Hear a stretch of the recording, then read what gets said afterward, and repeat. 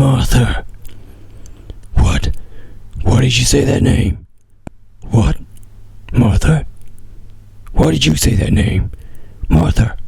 Martha. Martha.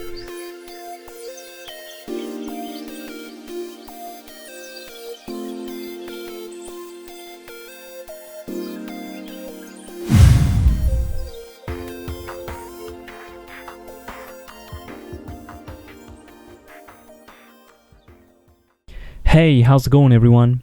In today's video review, we're going to be looking at the SH Figuarts Dark Knight Batman. This being the first entry for Figuarts in the Nolan Batman trilogy, with the Joker due for release later this year in September. And it's not just Nolan's Dark Knight who will be getting the 6-inch figure treatment. Bandai have also released promotional pictures of their rendition of Batman v Superman Batman as well.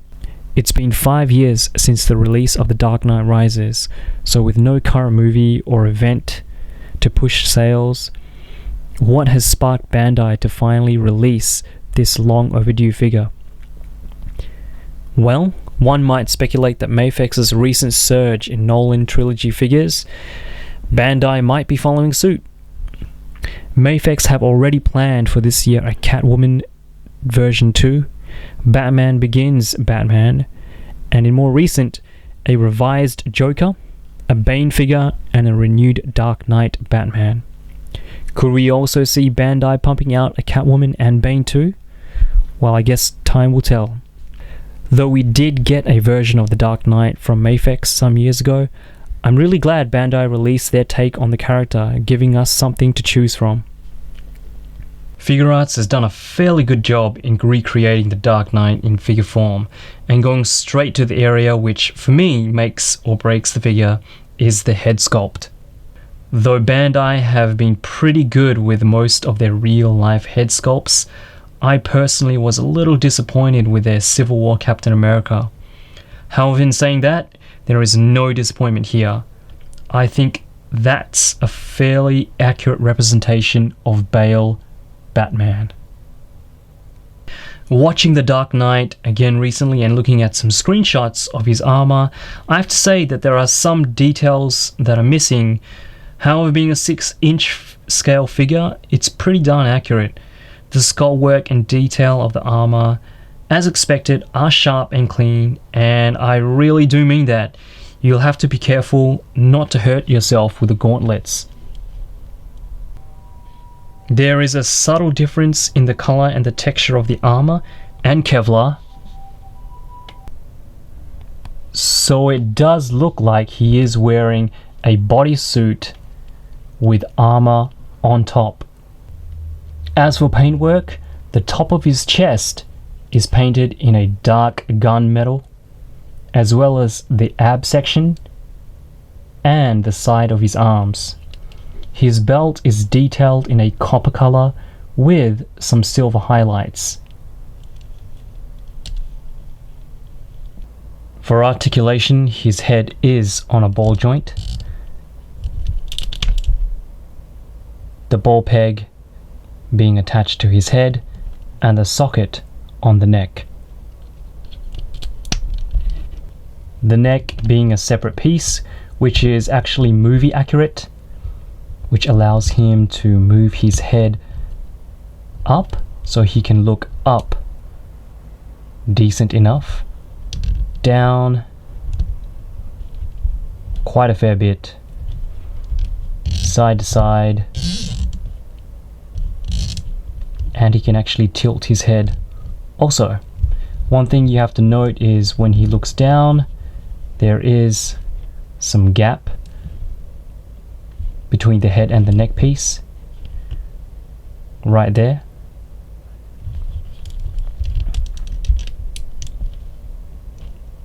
But when you look up, or when he looks up, the gap isn't too noticeable, as the actual Kevlar pattern kind of hides it. His shoulders are on a ball joint, which is attached to a butterfly joint cup, so he can move his arms in he does have a full 360 range of motion. His shoulders are on a small ball joint, which is on a hinge, so they do pivot. So when you move his arms up, like so, it doesn't get in the way, and he can get a bit over 90 degrees before the actual shoulder pad pops out. He has an upper bicep swivel, double jointed elbows, and the traditional ball and hinge wrist.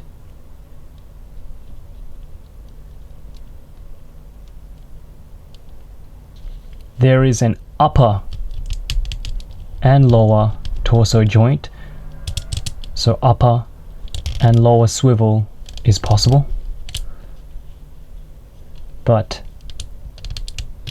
he can only ab crunch forward that much and not too much back. And this is because of the armor, or the shoulder blade armor pieces that kind of hinder this movement going back. The grappling gun holster is on a swivel, so you can actually move it out of the way when you're posing the legs, which is a good thing and a bad thing. The good thing is that when you're moving the legs out, you can move the holster out of the way, and that won't hinder the articulation. But you know, if you want this piece completely off, you can't actually take it off, and it's actually stuck on there. Moving on to the legs, he has a great range of motion in his hips, which almost let him do the full splits.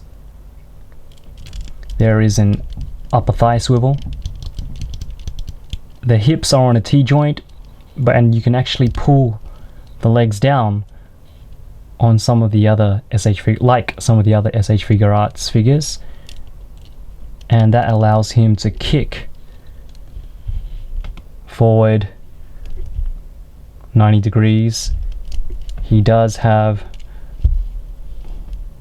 double jointed knees. There is a gap when you do bend his knees, just as a note there. He doesn't have lower calf swivel, but he does have swivel in the ankles. The feet can't move back that much, and they can't move forward too much either. He does have toe articulation, and he does have ankle pivot, which is decent. So the last part of articulation is actually in his cape, and I don't know if you can call it articulation, but it is something to mention. The cape has 4 wires running through it, 2 on the side, outer side, and 2 running down the middle section. The wires are bendable, but it's not what you might think in terms of pliable or wired bendable capes. It's not like the Mafex Batman vs Superman Batman, where the wires actually bend really easily and are very malleable. The wires in this cape are more like thin plastic strips. So you can still bend it, but it does tend to want to go back to its original shape, you know, after time. And there is actually a warning in the instructions to not overdo it, as this might actually break, or I guess snap the wire in time. But so far I have been playing with it for a while, and I haven't had any trouble with the wires, you know, feeling that it might snap or break off. Overall, the cape drapes really nicely. It's made from a stretchy, not too thick and not too thin material, so when it bunches up, it actually looks like a cape and not just a piece of material on a plastic action figure. In terms of length and shape, I think the length is just right, not too long, not too short, and the shape of the cape is just like how it is in the movie, so you can get him to do that gliding pose, although you're not going to keep those wires up without any extra strings or attachments. Dark Knight Batman comes with an additional head, and I really don't know what to call this head. I was trying to find a scene in which maybe this head comes from, but I guess you could call it an action head, or when he's fighting, when he's kind of like angry or out of breath. I don't know, kind of looks like he's panting, but very nicely sculpted, and the digital print technology works really well for this head sculpt as well.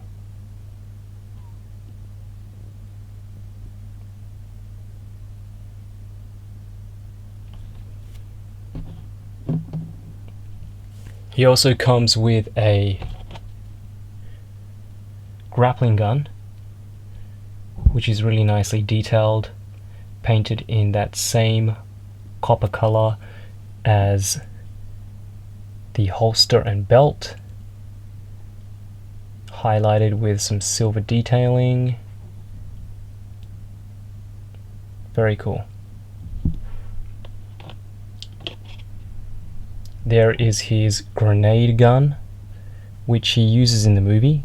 I don't know if you remember or not, but it's during the scene where he is in that empty building with all those hostages, and he's fighting those he's fighting the SWAT team, and he uses this grenade gun.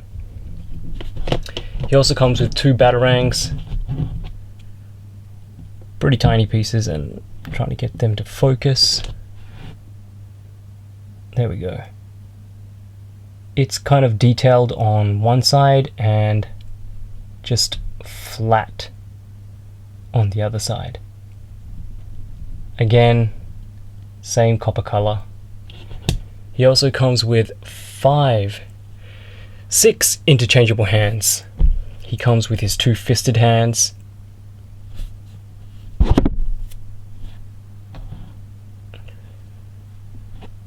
two open palm hands,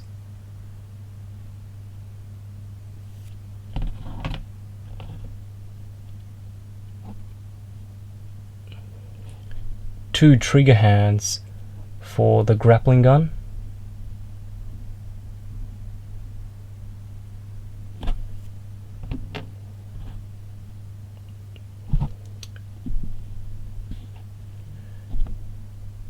two front handle hands for the grenade gun,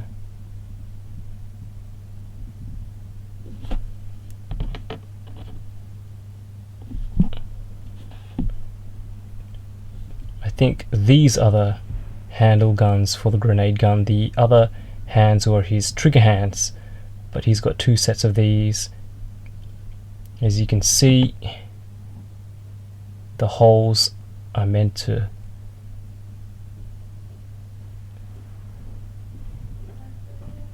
those holes are meant for the handles of the grenade gun.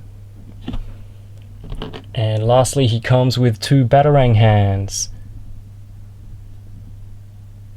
and the batarangs just kind of fit inside that space like so. So he can hold them fairly well. Although I would have preferred having them attached so you don't actually have to take them off, put them back in. You also run the risk of losing such small pieces, but that's just my personal preference. Okay, so I'm going to cover the good, the not so good, and some issues the general community have with the figure. First, the good. It's a great representation of Bale. Head sculpt wise, it looks like who it's supposed to. And even if it's just that small mouth opening, it's still done very well. Sculpt work overall is great. There is enough paint work where there should be, and there is a difference in the color and the texture with the armor and the Kevlar bodysuit. The cape overall, in my opinion, is a win. There are some issues which I will mention, but all in all, I do like it. There are also a decent amount of accessories, including hands, heads, applicable guns, and gadgets. Moving to the not so good. I do prefer the batarangs being attached to the hand so you don't, lose those really small pieces. And you don't have to spend time trying to attach them, especially if you have big fingers. But this is more of a personal preference. There are also gaps when you pose him at the back of the neck, in the knees, and under the hips. But again, this is not a major issue. So moving on to the cape, though it does drape really well, it kind of arches on the shoulders, which for some might be an issue. You can't really hold too many poses with the cape, as it's not as flexible as the Mafex Batman. But overall, I do like the way the cape looks. And finally, no Bruce Wayne head. It would have been nice to have an extra Bruce Wayne head, but again, this is just a personal preference. I would have preferred it over the panting face head that it came with, but not a big loss. The issue with the chest being too bulging, to be honest, when you actually have the figure in hand, it really doesn't seem, that prominent.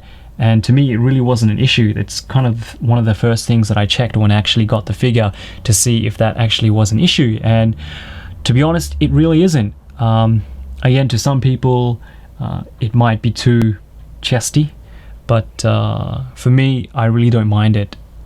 Overall, a great figure of a fantastic version of Batman. And even if you're not a fan of this trilogy of Nolan's Batman, it still is overall a great Batman figure. Like I mentioned earlier, we are going to get an update from Mafex, as well as a Batman Begins Batman. So when those are released, or when I get my hands on them, I will definitely have a comparison video up for you guys, so do look out for that. Anyway, more to come this week. We have Rebel Tech Spider-Gwen, which I will hopefully have up by the end of this week or maybe early next week. MP Dirge, Takara Tomy MP Dirge finally came in the mail, so I will be busy looking at that and reviewing that as well. But that's it for today. As always, thank you so much for watching. You guys are the best. Like, comment, share, and if you enjoyed the video, subscribe to the channel. Anyway, have an awesome day, guys, and I will see you for the next one. Bye.